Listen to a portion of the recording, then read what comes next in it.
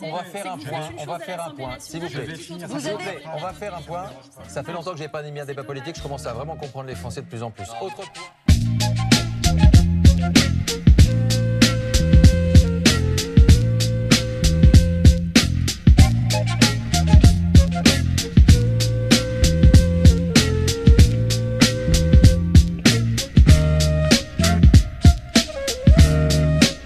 Monsieur Delahousse, vous avez raison.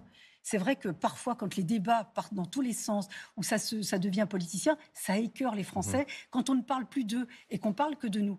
Mais vous ne croyez pas que votre profession, elle est un petit peu en cause? Quand vous faites une interview politique, moi, il y a plein d'interviews, je ne vais plus y aller, c'est... Qu'allez-vous choisir, Emmanuel Macron ou Marine Le Pen? Mais je ne suis pas venue pour ça. Si vous arrivez sur une matinale ou un débat politique, moi, je vais vous dire, ça écœure les Français. C'est pour ça. Vous savez quoi? Bien d'accord avec vous. Je sais, c'est pour ça que je vous le fais. Donc on en parlera avec nos éditorialistes dans quelques instants, parce qu'il y a peut-être des choses aussi à changer. Bien sûr. Et Fabien Roussel approuve également. Vos invectives, vos petits jeux, vos alliances parfois qui se font, puis qui se défont.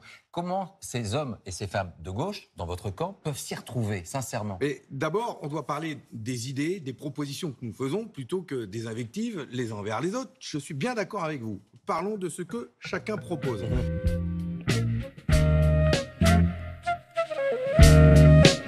Cette société consumériste, est-ce qu'elle n'a pas atteint aussi notre système médiatique et finalement les journalistes et les rédactions et parfois les directions de rédaction, on va dire, qui ne sont plus dirigées parfois par des journalistes? Nicolas Bétou, je vous pose juste la question.